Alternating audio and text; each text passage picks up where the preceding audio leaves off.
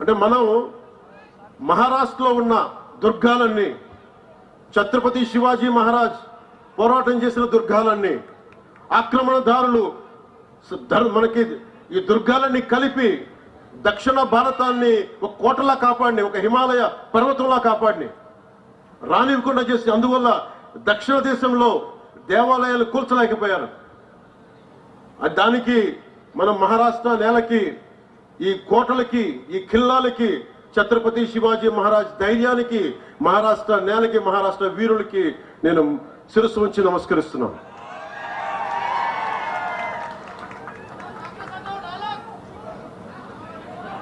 सोचिए, अगर ये किले नहीं होते तो हम हमारे हजारों मंदिरों की क्या स्थिति होती, तमिलनाडु में क्या होता, आंध्रा के मंदिरों की क्या स्थिति होती. जरा सोचिए, आज बाला साहेब होते तो क्या सोचते. बाला साहेब ठाकरे जी चाहते थे एकजुट भारत, एकजुट भारत, నిలబడి ఉన్న భారతం, కలిసికట్టుగా ఉన్న భారతం. అంతే, బాలాసాహెబ్ ఠాకరే కోరుకున్నది కలిసికట్టుగా ఉన్న భారతం, ఒక్క భారతం, ధైర్యంతో కూడిన భారతం, పౌరుషంతో ఉన్న భారతం, సాహసంతో ఉన్న భారతం. बाला साहेब ठाकरे जी चाहते हैं एकजुट भारत, जिसे मोदी जी पूरा कर रहे हैं. वो चाहते थे राम मंदिर, जिसे एनडीए ने पूरा करके दिखाया. उनकी हर इच्छा को पूरा करने में लगी है एनडीए सरकार. शिवरायांनी सांगितले होते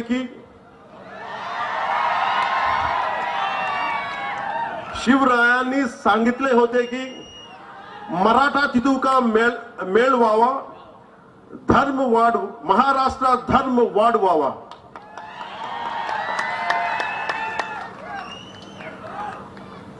अब ये महाराष्ट्र की जनता निर्णय लेगी कि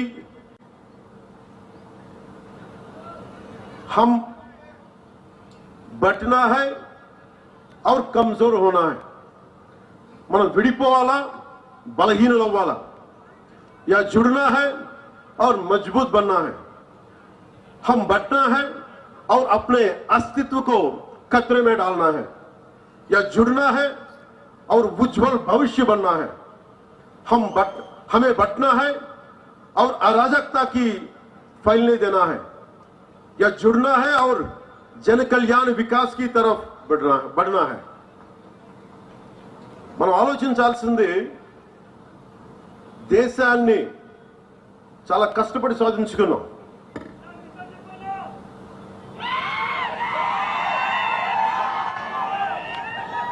మన దేశాన్ని రక్షించుకోవడంలో నిర్ణయం మీ చేతుల్లో ఉంది.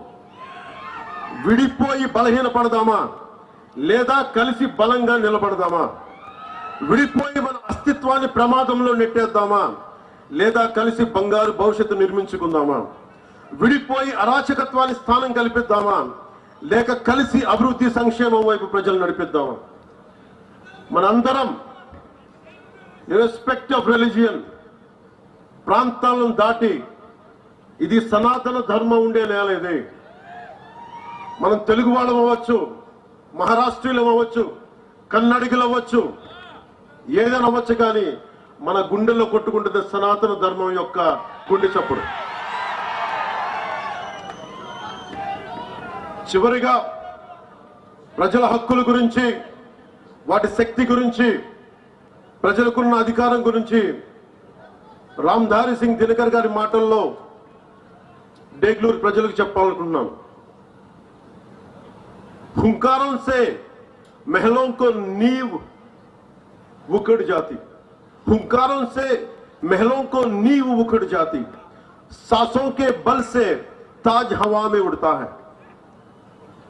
మీరు ఇంతమంది ఉన్నారు, మీరు కలిసికట్టుగా మీరు ఒక్కసారి ఊపిరి తీస్తే ఇదేనే ఎదుర్కోగలరు. మీరు కలిసికట్టుగా ఒక్క బలమైన నిశ్వాసం వదిలితే తలలకి పెట్టుకున్న మహారాజుల కిరీటాలు కూడా ఎగిరిపోతాయి. అదే మహారాష్ట్ర నేల చెప్పింది. जनता की रोके राह समय में ताऊ कहा. जनता की रोके राह समय में ताऊ कहां, वह जिधर चाहती काल उधर ही मुड़ता है, काल उधर ही मुड़ता है। ఇది మీకోసం నేను ఎంత ప్రయత్నం చేశానంటే నా జీవితంలో ఎప్పుడు నేను ఏది అవ్వాలని ప్రయత్నం చేయను. నా డిప్యూటీ సీఎం, నా పొలిటికల్ లీడర్, డెస్టినీ, కాలం, ఫేట్ ఇక్కడ తీసుకొచ్చి పెట్టింది. భారతదేశం కోసం పనిచేసే శక్తిని మన సనాతన ధర్మం ఇచ్చింది. సో మీ అందరికీ నా విన్నపం,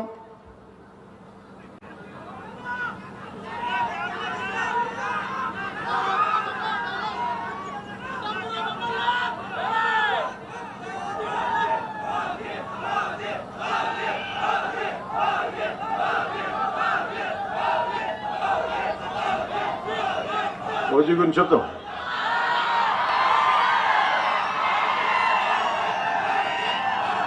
మీకు సినిమా గురించి చెప్తాను. సినిమాల్లో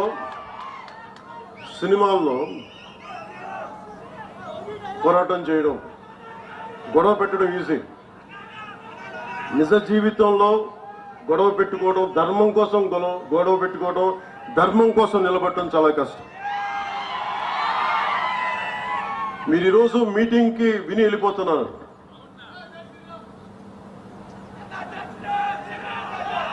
రామనామం లేకుండా ఏ హిందూ గుండెలో రామనామం లేకుండా ఉంటుంది. ప్రతి ఒక్క హృదయంలో రామనామం మోగుతూనే ఉంటుంది. మీరు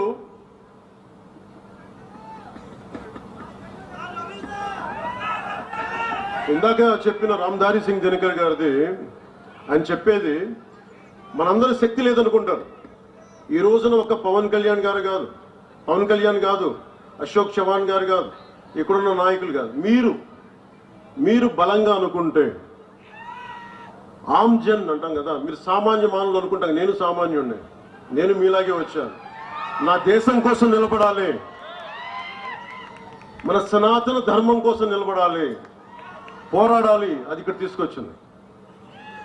సో రామ్ధారి సింగ్ దినకర్ గారు చెప్పింది, राष्ट्र कवि कहते हैं, जनता या आम जन के हुंकारों से, उसके उग्र रूप से, आम जन की ललकार से सामान्य भवन तो क्या, बड़े बड़े मजबूत महलों की नींव भी उकड़ जाया करती है। जनता में इतनी अधिक शक्ति निहित होती है कि उसके सांसों की तेजी से राज सत्ता के मुकुट हवाओं में ఊడిగయా కడితే. మీరు నిజంగా ఒక్కసారి మీరు ఎంత నిద్రాణమైన శక్తి ఉందంటే, మీరు బయటికి వస్తే మహామహులు పెట్టుకుని ఈ దేశాన్ని విచ్ఛిన్నం చేద్దామని హైదరాబాద్ నుంచి వచ్చే 15 నిమిషాలు ఇవ్వండి, హమ్కో 15 మినిట్ దీజే, అలాంటి వాళ్ళందరికీ కూడా వాళ్ళు హైదరాబాద్ నుంచి వచ్చి, ఓల్డ్ సిటీ నుంచి వచ్చి ఇక్కడ చెప్తా ఉంటారు కథలు.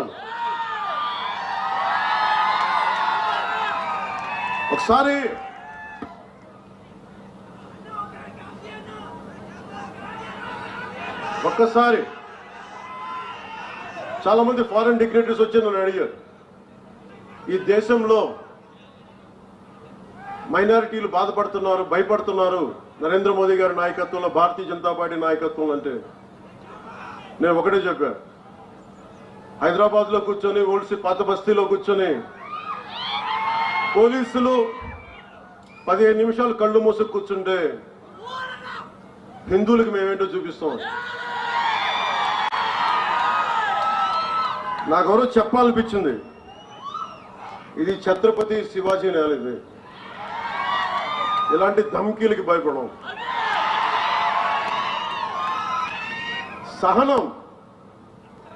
సహనం పిరికితనం కాదు, సహనం మంచితనం. కానీ మంచితనంతో గొడవ పెట్టుకోకూడదు. సో అలాంటి వాళ్ళకి మీరు కలిసికట్టుగా ఉంటే ఏదైనా సాధించవచ్చు. इतनी हिम्मत या ऐसा दुस्साहस समय वक्त या काल चक्र में भी नहीं है कि वो जनता का रास्ता रोक सके। అంటే మీరు అనుకుంటే మటుకు మన దారిలో ఎవరు ఏది ఆపలేరు మిమ్మల్ని। काल चक्र या समय की धारा स्वयं उस ओर मुड़ जाती है जैसी जनता चाहती। మీరు ఎలా కోరుకుంటే కాలం అలా మారిపోతే, మీరు భయపడితే సనాతన ధర్మం కోసం మీరు భయపడతారా? సనాతన ధర్మాన్ని రక్షించుకోలేరా? ఈ దేశం ఒకసారి మతపరంగా విడిపోయింది దేశం। ఇది సెక్యులర్ కంట్రీ। ఇది సనాతన ధర్మాన్ని బలహీనమైన ధర్మం కాదు, అది చాలా బలమైన ధర్మం। భరిస్తాం, ఆలోచిస్తాం, సహనంతో ఉండమని చెప్తాం। కానీ హైదరాబాద్ నుంచి వచ్చి మేము వస్తాం, చూస్తాం, చేస్తామంటే అక్కడ దాకా అవసరం లేదు। ये तोड़ना फोड़ना ये जरूरत नहीं ना।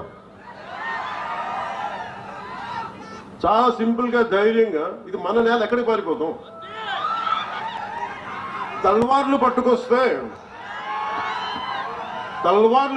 వస్తే చేతులు కట్టుకొని కూర్చుందాం, ఎవరికి దమ్ము ఉంది చేయడానికి? ఇది మీరు ఆలోచించండి। అందుకనే సినిమాల ఆనందం ఓజీ అనండి, ఇంకోటి అనండి, కానీ సనాతన ధర్మ పరిరక్షణ కోసం, మహారాష్ట్ర అభివృద్ధి కోసం, మరాఠీ భాష కోసం, మరాఠీ సంస్కృతి కోసం మనందరం పనిచేయాలి। ఈ రోజు నేను మీకోసం మీ ముందుకు అందుకే వచ్చాను।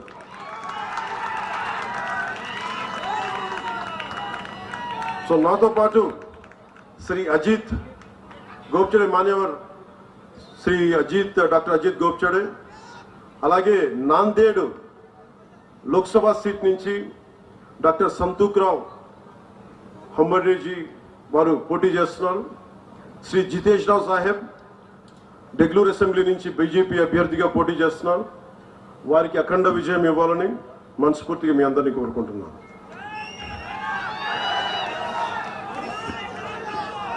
సో ఎలా ముగిద్దాం సభని?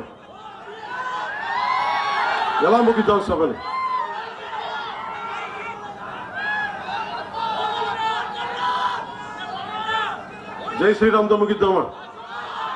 భారత్ మాతాకితో ముగిద్దామా? దేంతో ముగిద్దాం?